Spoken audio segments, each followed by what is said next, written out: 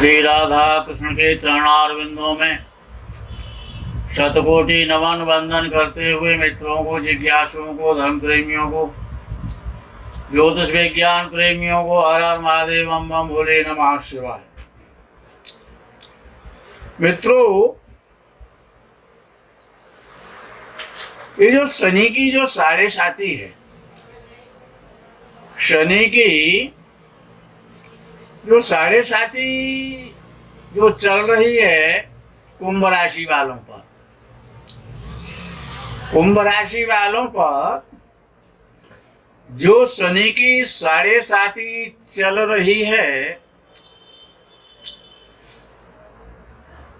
इससे परेशानी बहुत है। बहुत ज्यादा ज्योतिष जिज्ञासुओं को, ज्योतिष पे विश्वास करने वालों को, कुंभ राशि वालों को, कुंभ लग्न वालों को, या जिनका कुंभ राशि और कुंभ लग्न ही है, ऐसे अच्छा जिनका नाम से ये तो कुंभ राशि है, तो इनको बड़ा पीड़ा, बड़ा कष्ट भोगना पड़ रहा है। इस शनि की साढ़े साती पर कुंभ राशि वालों के लिए आज बड़ा वृहद विवेचन, शनि की जो चर्चा है कुंभ राशि वालों के लिए, उसे आप सुनेंगे। अब विषय आता है कि प्रत्येक ज्योतिष जिज्ञासुओं को पता है कि ये जो संसार है ये 3 गुणों से बना है। 3 गुण कौन से हैं? सत है, रजस है और तामस है।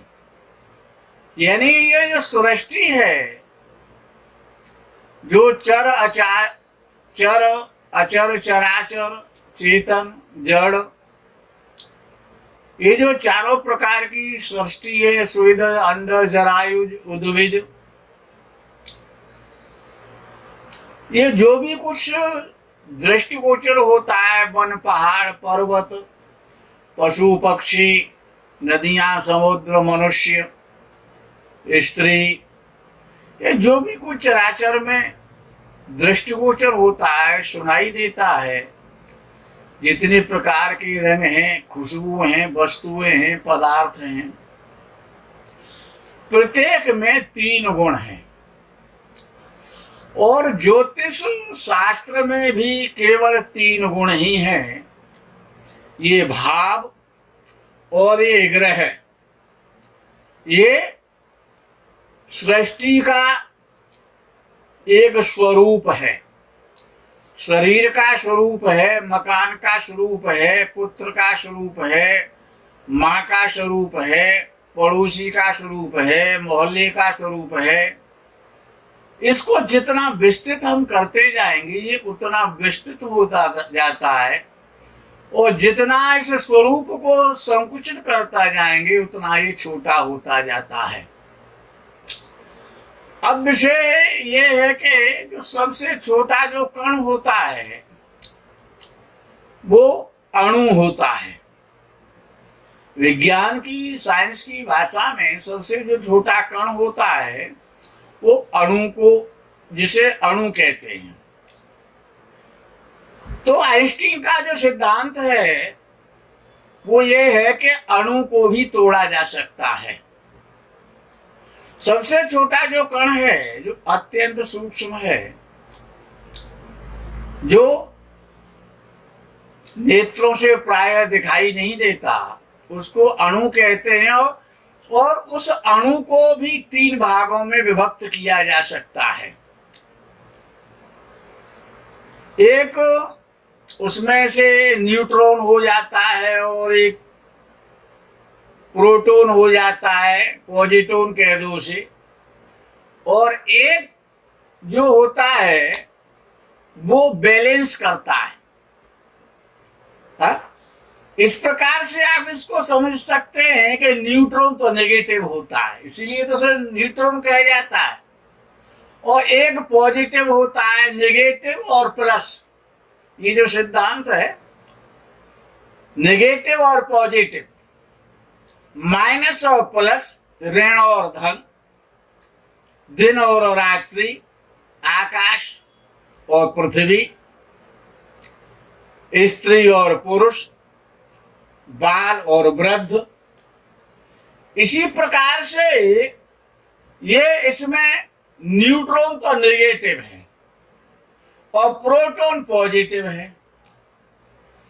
और जो इन सब का जो बैलेंस करता है, जो बैलेंस अणु है इसका,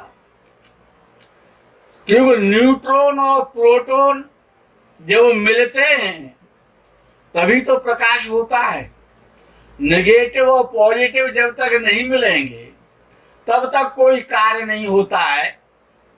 कारण तो बनना चाहिए ना। तो इसी प्रकार से इसी सिद्धांत के आधार पर कि ज्योतिष एक विज्ञान है, ज्योतिष एक साइंस है, और इसको विज्ञान ने भी माना है, साइंस भी इसको मानता है। तो आज इसको साइंस की दृष्टि से देखते हैं कि विज्ञान, ऋषियों ने तो जो कहा वो आपने सुनाई है अब तक, लेकिन इसको वास्तविकता में इसको कॉज दे करके कि इसका कॉज क्या है, इसका सिद्धांत क्या है, इसका धरातल क्या है, इसको समझना बहुत आवश्यक है। अज्ञानता को छोड़ना पड़ेगा, विवेकहीनता से कार्य नहीं चलेगा। अब ये जो 9 ग्रह हैं और 12 राशियां, 12 भाव हैं, 12 भाव और 9 ग्रह। अब इनको 3 श्रेणियों में विभक्त कर देते हैं। इनकी 3 श्रेणियां यदि आप बना लेंगे, इसको समझना पड़ेगा, वैज्ञानिक तरीके से समझना पड़ेगा। ये शनि, राहु, मंगल, केतु तो बहुत दिन सुन लिया आपने। अब इनको दूसरे प्रकार से समझना होगा, क्योंकि विज्ञान है, विज्ञान से समझिए आज इसे। क्या इसके फैक्टर्स क्या हैं वो तो जानना आवश्यक है, बिना फैक्टर की बात नहीं बनने वाली है। अब सूर्य और चंद्र और मंगल, ये पॉजिटिव कह लो चाहे प्रोटॉन कह लो, है पॉजिटिव है। ये कौन है? पॉजिटिव। और पॉजिटिव को क्या कहेंगे? उसे कहेंगे रजोगुण, उसे कहेंगे रजोगुण, जो कि सुचालक होता है। सूर्य, चंद्र और मंगल, इनको विभाग करना पड़ेगा, 3 जगह बांटना पड़ेगा, सत और रज और तम। तो ये रजोगुण है, इनमें रज है, सुचालक है, यानी पॉजिटिव है, ये नेगेटिव नहीं है। सूर्य, चंद्र और मंगल नेचुरल रूप से है। अब बुध और बृहस्पति और शुक्र, ये जो 3 ग्रह हैं, ये बैलेंस वाले, ये बैलेंस करते हैं। इसीलिए इनको शुभ ग्रह की संज्ञा में डाला गया, अर्थात ये सतोगुण है। ये सतोगुण है, जो को नेगेटिव और पॉजिटिव, यानी कि रजोगुण और तमोगुण दोनों को बैलेंस रखता है। उनका जिसका भी बैलेंस अप डाउन होता है उसको ये बैलेंस करता है। कुंडली पे मैं आपको समझाने वाला हूं। अब शनि, राहु और केतु, ये क्या है? ये न्यूट्रॉन है। सिद्धांत कहता है, विज्ञान कहता है। तो ये नकारात्मक है, इनमें तामस तत्व है, तमस।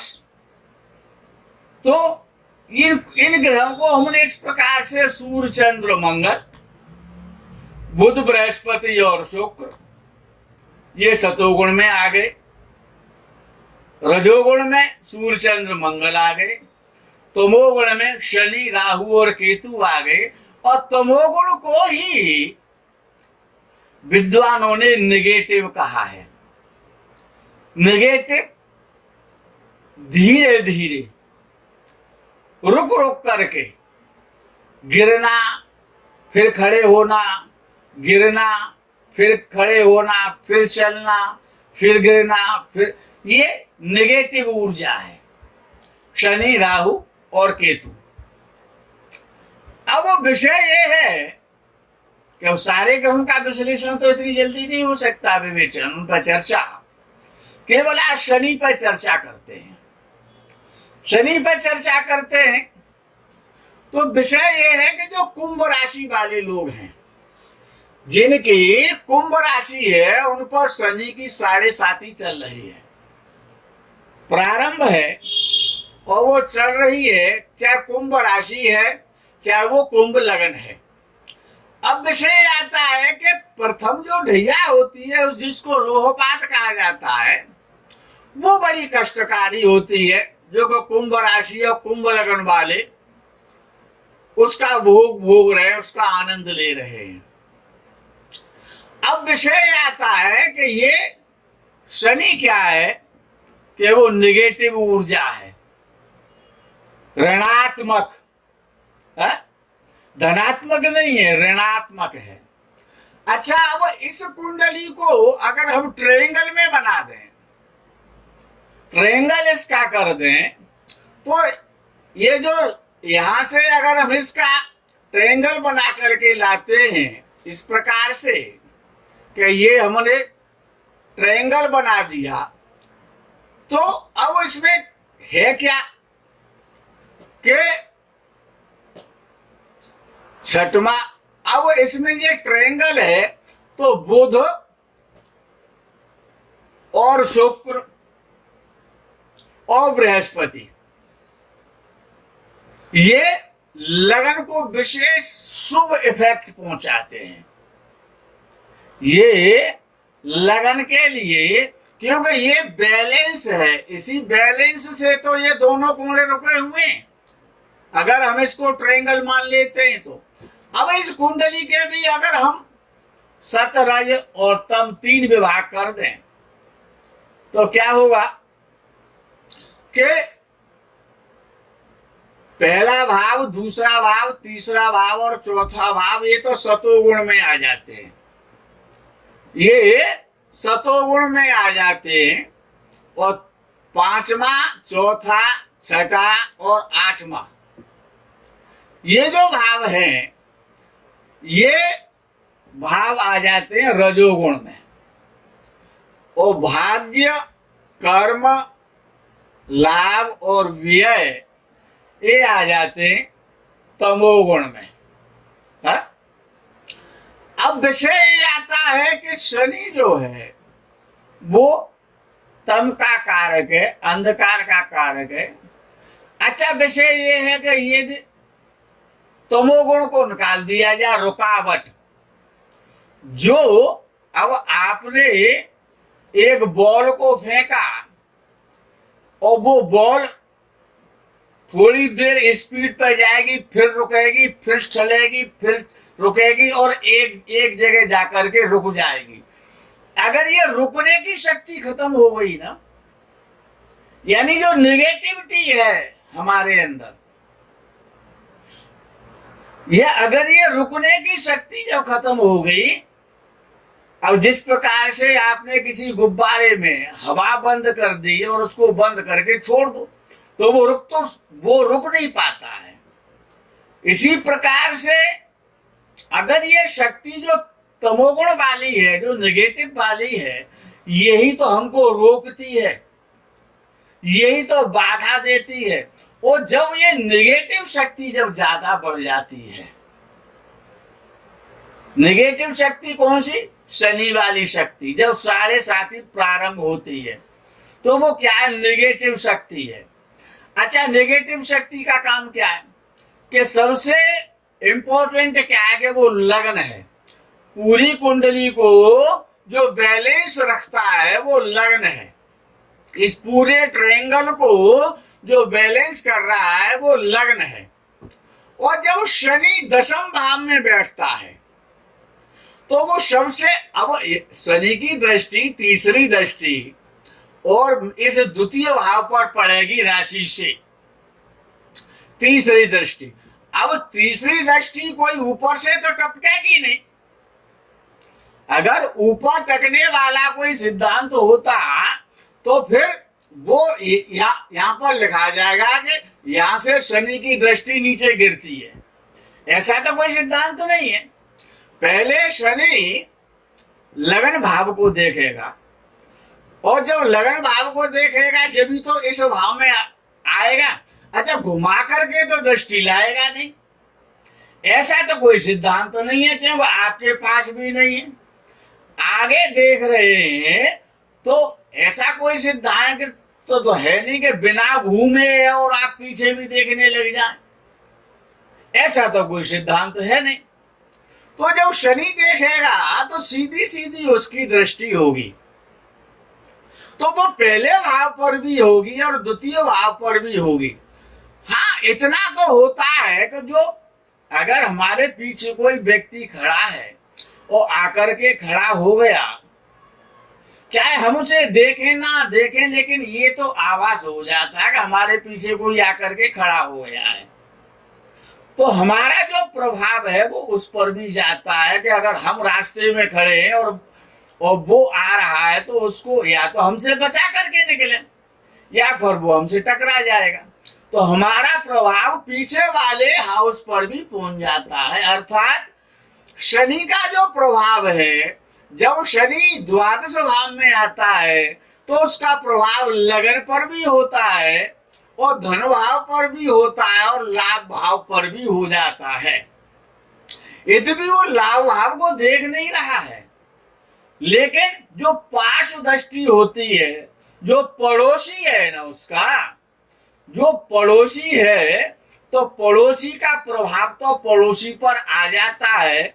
और अगर किसी के यहाँ किसी के आंगन में नीम का वृक्ष खड़ा हुआ है तो उसकी छाया और उसकी पत्तियां आपकी छत और आपके घर पर भी तो आती हैं कि नहीं आती हैं? उसका सुख दुख का आनंद आपको भी तो मिलता है। यदि गर्मी में उसकी आप घनी छाया लेते हैं पड़ोस के नाते, तो सर्दी में उसकी शीतल छाया का भी तो आनंद आपको ही लेना पड़ेगा। तो अर्थात जब शनि द्वादश भाव में आ जाता है, एक तो द्वादश भाव अपने में नेगेटिव भाव है, पॉजिटिव नहीं है। ये हमने आपको पहले भी समझाया है कि छठवां भाव, आठवां भाव और 12वां भाव ये विपरीत भाव हैं, और इन्हीं भावों के भावेशों के कारण विपरीत राजयोग बनता है ना, ये भी तो आपको बताया गया है। अर्थात ये नेगेटिव भाव है, अर्थात ये नेगेटिव भाव है। जब एक नेगेटिव ग्रह और नेगेटिव भाव में जाएगा तो उसकी शक्ति 100 गुना से 200 गुना हो जाएगी। जब एक नेगेटिव भाव, जब नेगेटिव ग्रह उसमें पहुंचेगा नेगेटिव भाव में, तो उसकी शक्ति को बढ़ा देता है। और जब उसकी शक्ति बढ़ जाती है तो वो पिछले भावे जो आपका जो लाभ स्थान है उसको भी प्रभावित करता है, और आपकी लगन को देखता हुआ जब भी तो यहाँ करके देखेगा, यहाँ पर मुड़ करके तो नहीं आ पाएगा। अर्थात शनि आगे के 2 भावों पर अपना अधिकार रखता है और पीछे के 1 भाव पर रखता है। जिस प्रकार से कि शनि यदि इस षष्ठ भाव को द्वादश भाव में बैठ करके देख रहा है तो उसका प्रभाव इस सप्तम भाव पर भी आएगा।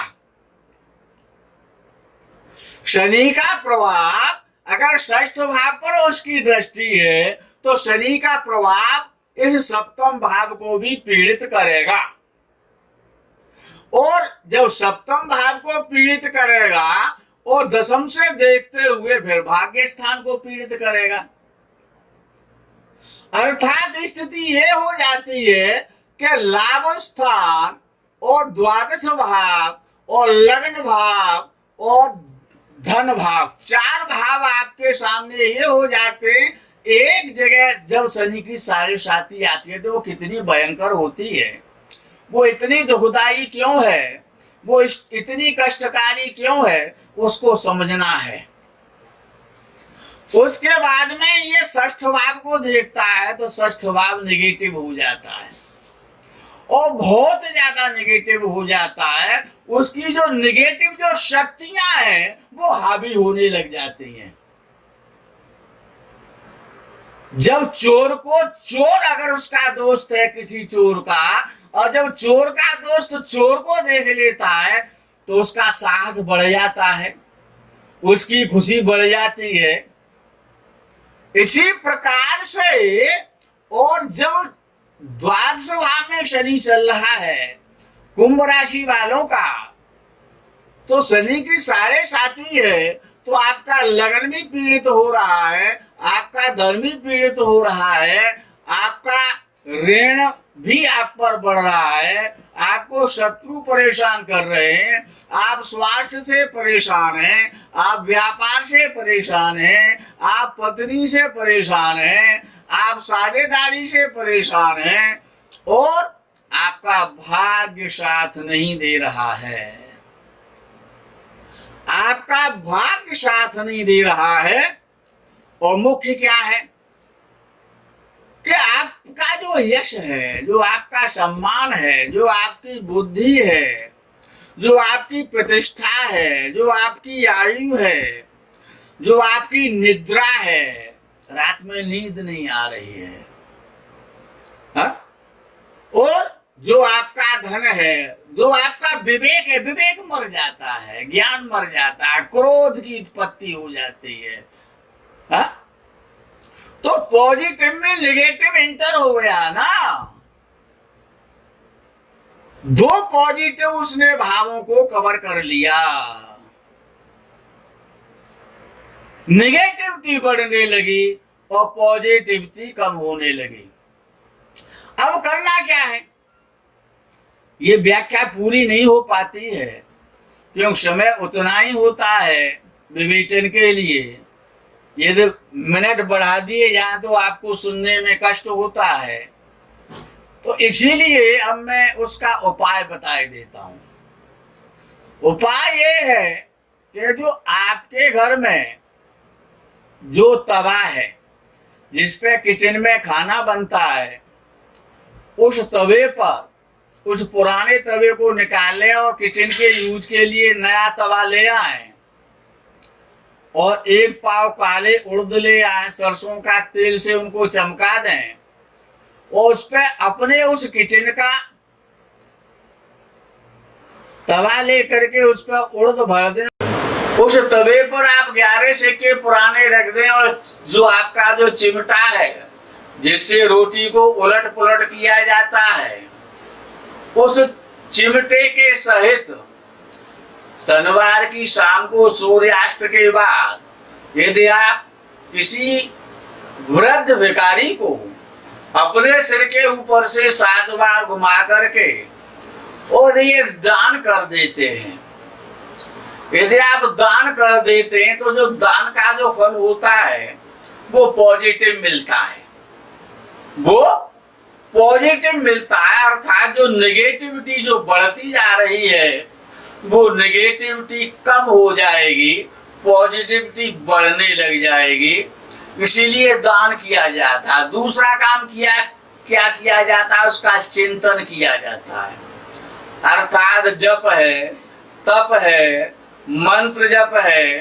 तो ये जो है, अब जब आप मंत्र जपेंगे, शनि देव के दर्शन को जाएंगे, शनि चालीसा का पाठ करेंगे, शनि स्तोत्र का पाठ करेंगे, तो इससे क्या होता है, तो उसका चिंतन कर रहे हैं आप। जब किसी वस्तु विशेष का चिंतन किया जाता है, किसी भी मंत्र का आप चिंतन करेंगे, तो उसमें से तरंगे पैदा होंगी और उनमें से आपको ज्ञान रूपी समाधान मिल जाएगा, जिस पे आप चलने लगेंगे। मित्रों, इस प्रकरण में आज इतना ही। आगे के प्रकरण का आपको इंतजार रहेगा। प्रकरण में आनंद नहीं आ पा रहा है। हर हर महादेव, बम बम भोले, नमः शिवाय, जय गो माता दी।